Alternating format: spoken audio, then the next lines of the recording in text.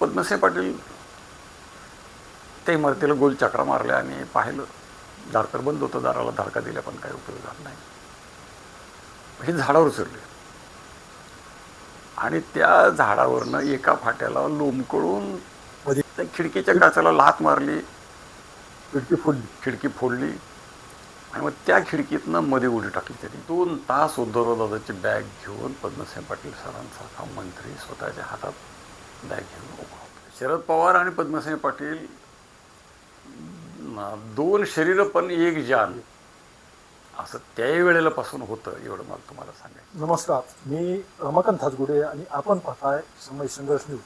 जिद्द, संघर्ष आणि साहस या गोष्टीचा एक प्रत्यय येणारे आणि आपल्या धाराशिव जिल्ह्यात एक अशी अविस्मरणीय अशी एक आपण मुलाखत घेत आहोत.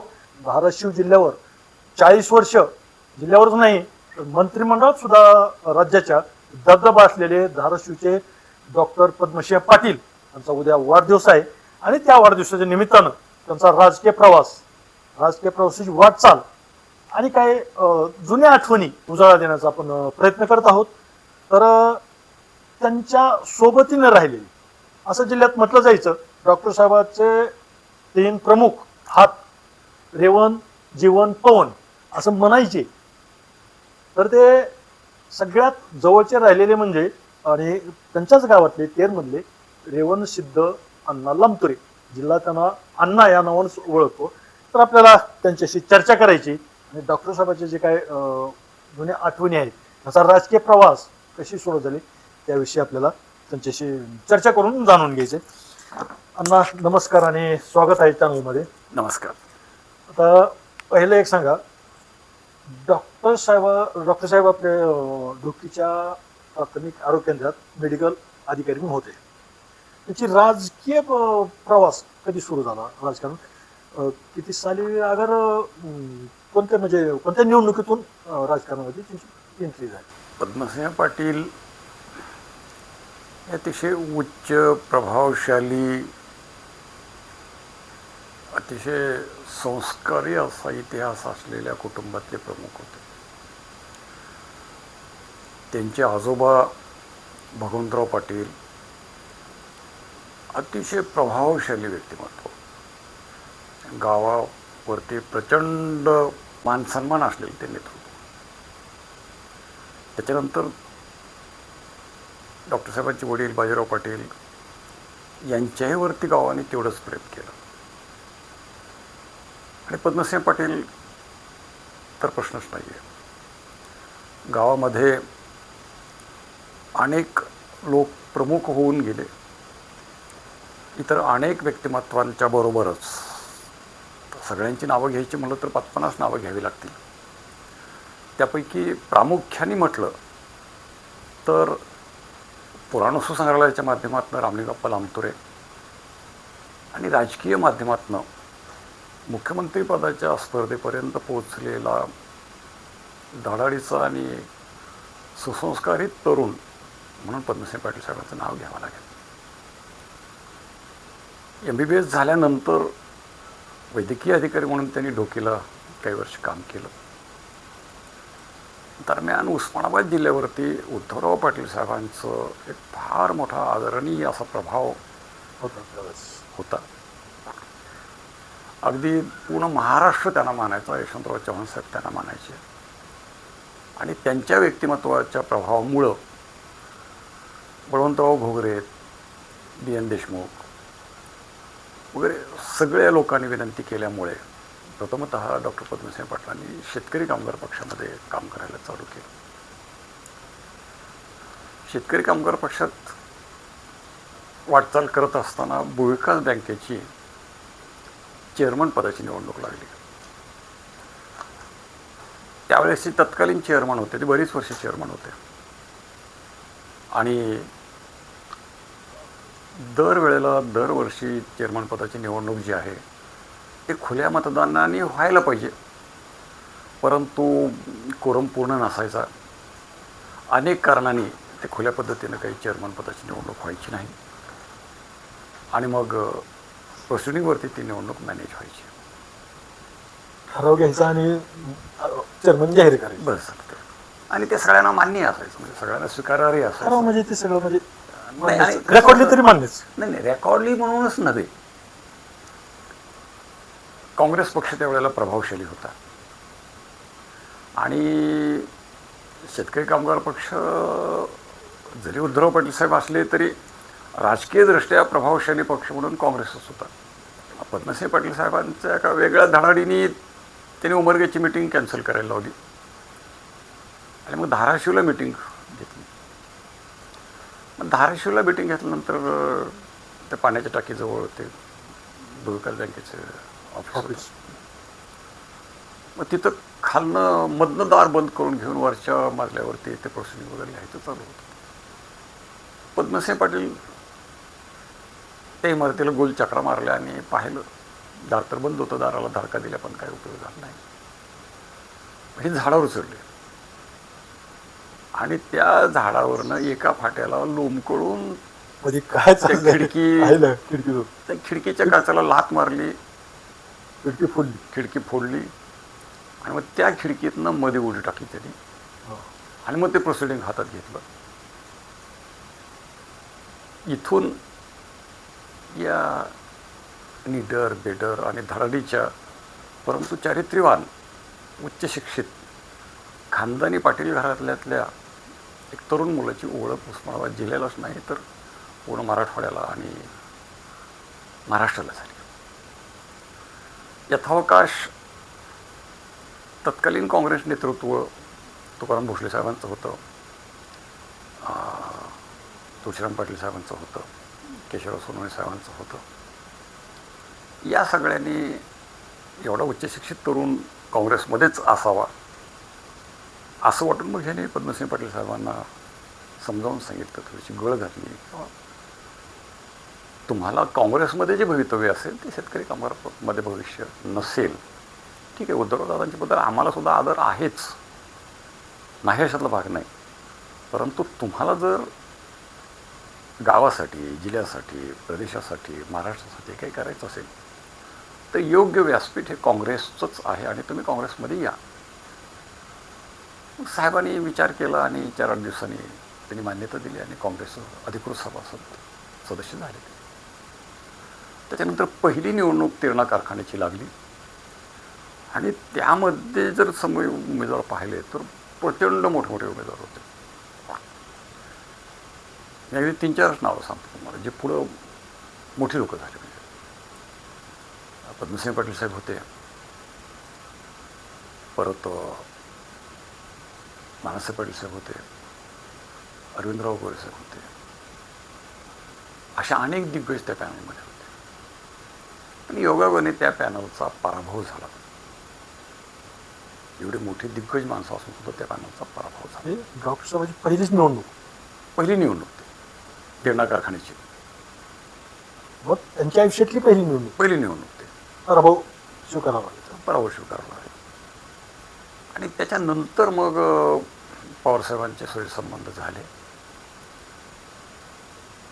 आणि पवारसाहेबांची एक खासियत होते, म्हणजे ओळखायचे ते अतिशय कर्तृत्ववान, धाडाडीचे, धाडशी, निर्व्यसनी, सुसंस्कारित, चांगल्या विचाराचे तरुण सातत्याने शरद पवारसाहेब शोधत असायचे महाराष्ट्रभर. मग त्यामध्ये दत्ताभाऊ मेघे आले, कमल किशोर कदम आले, डॉक्टर पद्मसिंह पाटील आले. या सगळ्यांना त्यांनी शून्यातनं पुढं आणलं. लक्ष्मणराव ढोबळे काय, सुशीलकुमार शिंदे काय, ही सगळी माणसं पवारसाहेबांनी शोधलेली हिरी आहेत ही सगळी. आणि मग पवारसाहेबांचं नातं त्यांचं झालं. तर पवारसाहेबांचं डॉक्टर पद्मसिंह साहेबांचं नातं कसं आहे, पवारसाहेबांच्या पत्नी प्रतिभाताई, त्यांच्या सख्ख्या बहीण, त्या पद्मसिंह पाटलांच्या पत्नींच्या सख्ख्या भावांच्या पत्नी, म्हणजे पद्मसिंह पाटलांच्या पत्नींचे भाऊ आणि शरद पवारसाहेब हे सख्खे साडू दोघे. या माध्यमातून पवारसाहेबांच्या होतकरू तरुण मंडळीमध्ये डॉक्टर पद्मसिंह पाटलांचा समावेश झाला. आणि मग पवारसाहेबांनी आग्रह करून त्यावेळेला जिल्हा परिषदचं तिकीट त्यांना दिलं आणि ते निवडून ढोकी मतदारसंघाचं तिकीट होतं. त्यामध्ये तेरसुद्धा तिकडंच होतं. बराच मोठा तो होता हा लोकसंख्येनुसार. लोकसंख्येनुसार होता ते. आणि त्याच्यानंतर मग त्यावेळेला चंद्रशेखर दादा वाजपेयी अध्यक्ष होते, नानासाहेब पाटील साहेब सचिव होते जिल्हा काँग्रेसचे. जिल्हा एकच होतं त्यावेळेला, लातूर आणि धाराशिव. आणि मग ज्या दिवशी हे फॉर्म भरायचे होते त्या दिवशी पवारसाहेब मुद्दाम दौरा काढून आले. त्याच्या आदल्या दिवशी जिल्हा परिषदेचे पहिल्यांदा लढवली, निवडून आले आणि तिथून एक राजकीय प्रवासाला सुरुवात झाली. नाही, कसं आहे, जिल्हा परिषद सदस्य म्हणून निवडून येऊन जिल्ह्यासाठी फार काम करता येत नाही. त्यासाठी पदाधिकारीच व्हावं लागतं. आणि मग आरोग्य आणि बांधकाम सभापती म्हणून पद्मसिंह पाटील साहेबांनी अतिशय उत्कृष्ट काम केलं. त्याच्यानंतर 77ला विधानसभा निवडणुका लागल्या. पवारसाहेबांनी डॉक्टर पद्मसिंह पाटलांच्या नावाचा बराच आग्रह धरला. परंतु महाराष्ट्राच्या राजकारणात त्यावेळेला 2 गट होते आणि मग पवारसाहेबांच्या गटाची तिकीटं जरा कमी करायची या माध्यमातून डॉक्टर साहेबांचं तिकीट थोडंसं थांबवलं गेलं. मग डॉक्टर साहेबांच्याही लक्षात आले की इथं काय आपल्याला डाळ शिजत नाही. त्यामुळे डॉक्टर साहेब सरळ यशवंतराव मोहिते साहेबांच्याकडे गेले कराडला. यशवंतराव मोहिते साहेब असेच त्यांचे नातलग होते, कुठून तरी ती मेहुणे होते त्यांचे. कराडला गेले आणि यशवंतराव मोहिते साहेबांना विनंती केली आणि यशवंतराव मोहिते साहेबांना घेऊन आले. आणि मग वसंतदादा शंकरराव मोहिते पाटील आणि यशवंतराव मोहिते यांना यशवंतराव मोहितेंनी सांगितलं की तर माझा मेहुणा आहे, आपलाच मनुष्य, काही काळजी करू नका आणि द्या तिकीट त्याला. या पद्धतीनं पवारसाहेबांच्या गटातले जरी ते होते, प्रदेश काँग्रेसपर्यंत तिकीट नाव पोचवायला पवारसाहेबांनी कारणीभूत झाले. पण तिथं त्यांचं नाव थांबायला लागलं की मग पद्मसिंह पाटील साहेबांनी स्वतःही शक्कल लढवली आणि यशवंतराव मोहिते साहेबांच्याकडे गेले आणि यशवंतराव मोहितेंचे मेहुणे म्हणून मग त्यांना काँग्रेसचं तिकीट आमदारकीचं मिळालं. योगाने BN देशमुख साहेब त्यांना वेळेला पुढे विरोधी उमेदवार होते आणि पहिल्या निवडणुकीमध्ये पद्मसिंह पाटील साहेबांनी 7,000 मतांनी निवडून आले. एक वर्षभर वसंतदादा मुख्यमंत्री राहिले, नाशिकराव तिरपुडे साहेब उपमुख्यमंत्री राहिले.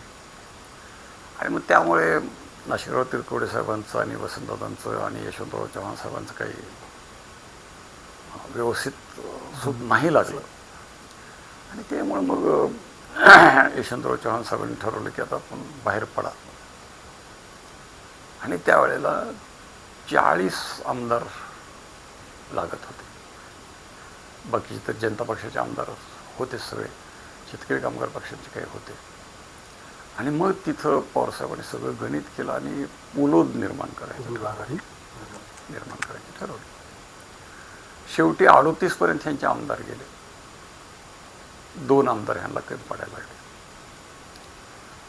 शेवटी 2 आमदार कमी पडायला लागले तर केशवराव सोनवणे साहेबांना पुन्हा थोडीशी गोष्ट समजली की ह्यांचं बहुमत होत आलंय, 2च माणसं कमी आहेत आणि शरद पवारसाहेब 2 माणसं मिळवत आहेत.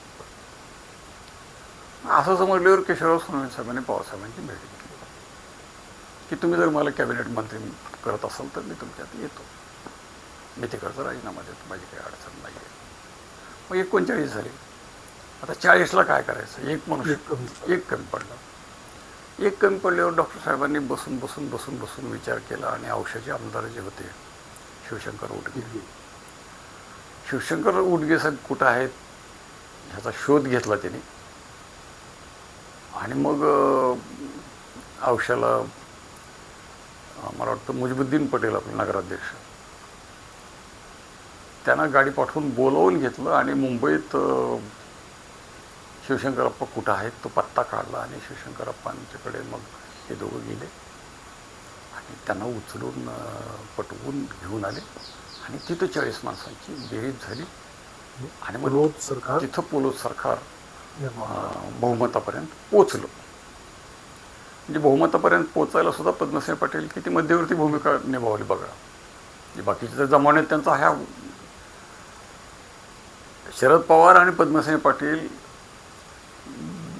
दोन शरीरं पण एक जान असं त्याही वेळेला पासून होतं, एवढं मला तुम्हाला सांगायचं. त्यावेळेस पुल दागा निर्माण झाली, सरकार झालं, शरद पवार साहेब मुख्यमंत्री झाले, त्यावेळेस पद्मसिंह पाटलाचं म्हणजे कोणतं त्याच्याकडे पद काय आलं, काय होतं त्यावेळेला? मग पुढं काय झालं, मग थोडंसं पद्मसिंह पाटील साहेबांना मंत्रिमंडळात पवारसाहेबांना घ्यायचंच होतं.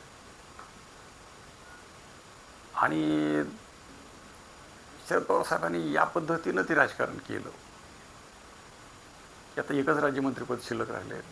कॉम्प्रोमाइजमध्ये मला कॅबिनेट मंत्रिपद शिल्लक ठेवता आलं नाही. एक शिल्लक ठेवलं, परंतु मी राजाराम बापू पाटलांसाठी ते शिल्लक ठेवलेलं आहे आणि ते जनता पक्षाचे अध्यक्ष आहेत.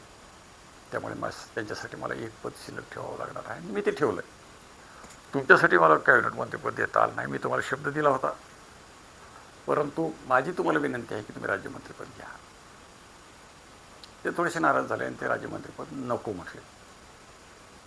डॉक्टर साहेब नाही नाही नाही, केशवराव सोनवणे ते राज्यमंत्रीपद नको म्हटले की लगेच तिथं पद्मसिंह पाटलांचं नाव घातलं आणि मंत्रिमंडळात शपथविधी करून घेतला त्यांचा.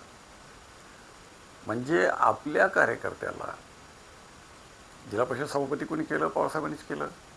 आमदार कोणी, जिल्हा परिषद तिकीट कोणी दिलं, पवारसाहेबांनीच दिलं. सभापती कोणी केलं, पवारसाहेबांनीच केलं. विधानसभेचं तिकीट कोणी दिलं, पवारसाहेबांनीच दिलं. पण शेवटच्या क्षणाला यशवंतराव मोहिते साहेब कामाला आले, पण पुन्हा मंत्रिमंडळात घ्यायचं म्हटलं तर पवारसाहेबांनीच केलं. आणि मग त्यावेळेला 18 महिन्याच्या काळामध्ये जसं यशवंतराव चव्हाण साहेब त्यांच्या मुख्यमंत्री पदांचा काळसुद्धा त्यांना फार कमी मिळाला, यशवंतराव चव्हाण साहेबांना सुद्धा. पण त्या कमी कालावधीमध्ये देशाच्या राजकारणावरती यशवंतराव चव्हाण साहेबांनी जी छाप पाडली, जवाहरलाल नेहरू साहेबांना जे त्यांच्या वागणुकीनं आणि त्यांच्या प्रशासकीय कौशल्याने जिंकून घेतलं आणि म्हणून त्यांना संरक्षण मंत्रीपद प्रमोशन मिळालं. तोच भाग शरद पवार साहेबांच्याकडे 18 महिन्याचा पोलोदचा काळ ते मुख्यमंत्री राहिले. पण 18 महिन्याच्या पोलोदच्या मुख्यमंत्रीपदाचा काळ त्यांनी या पद्धतीनं गाजवला, या पद्धतीनं राजकारण केलं की पुन्हा म्हणून महाराष्ट्राचं राजकारण नाही, देशाचं राजकारण आणि शरद पवारांना वजा करता येणार नाही, एवढी स्वतःची प्रतिमा पवारसाहेबांनी महाराष्ट्रात आणि देशामध्ये निर्माण केली. तीच बाब पद्मसिंह पाटील साहेबांची. त्या 18 महिन्याच्या पोलोद शासनाने पद्मसिंह पाटील साहेबांना सुद्धा एक वेगळी ओळख निर्माण करून दिली. जिल्ह्याचा नेता ही ओळख त्या 18 महिन्याच्या कार्यकाळामध्ये पद्मसिंह पाटील साहेबांना दिली. नाहीतर पूर्वी उस्मानाबाद जिल्ह्याचं नाव उस्मानाबादचं, नेतृत्व लातूरचं. पण इथं मात्र राज्यमंत्री झाल्याबरोबर MSCBची विकास कामं करत असताना पहिलं ड्राफ्टिंग स्टेप त्यांनी घेतली म्हणजे जिल्हा परिषद काँग्रेसकडनं खेचून घेतली आणि पोलोदची जिल्हा परिषद आणली. LL पाटील साहेबांनी त्यांनी जिल्हा परिषद अध्यक्ष केलं. पुढं कारखान्याची निवडणूक लागली, कारखान्याची निवडणूकसुद्धा त्यांनी जिंकली. म्हणजे जिल्ह्यातली ही जी 2 महत्त्वाची सत्तापदं आहेत, जिल्हा परिषद, साखर कारखाना सत्ता केंद्र आहे, की त्यावेळेला त्यांनी जिंकून घेतली आणि स्वतःचं उस्मानाबाद जिल्ह्यातलं नेतृत्व प्रस्थापित केलं. स्वतः उस्मानाबाद जिल्ह्याला एक ओळख दिली, एक नेता निर्माण करून दिला त्या पोलोदच्या 18 महिन्याच्या काळामध्ये. पण आता मला एक सांगा, त्याने नंतर पाटबंदी खातं, ऊर्जा मंत्री, गृहमंत्री म्हणून काही दिवस काम केलं. आज सुद्धा लोक चर्चा करत आहेत असं त्यांच्या मंत्रिपदातील कोणती कामं, चांगली कामं झाली जिल्ह्याच्या विकासासाठी, महत्वाची कामं आज सुद्धा लोकांच्या आठवणीत आहेत, तो चर्चा करतात. कोणती कामं होती तुम्हाला यामध्ये? पुष्कळ काही सांगता येईल, परंतु आपल्याकडे वेळ कमी आहे. त्यामुळे अगदी त्रोटक मी तुम्हाला माहिती सांगतो. त्यांचं सगळ्यात महत्त्वाचं काम जे आहे ते एडशीवरनं रेल्वे धाराशिवला आणली आणि धाराशिववरनं ते पुन्हा बार्शीला नेली. हे अशक्य कुठेतलं काम होतं. धाराशिव रेल्वेला जोडलं धाराशिव. आणि धाराशिव रेल्वेला जोडल्यामुळं आज जे मोदी साहेबांनी सोलापूर, तुळजापूर आणि धाराशिव नवीन मार्ग पुन्हा रेल्वे लाईनची घोषणा केली, त्याचं बीज इथे आहे.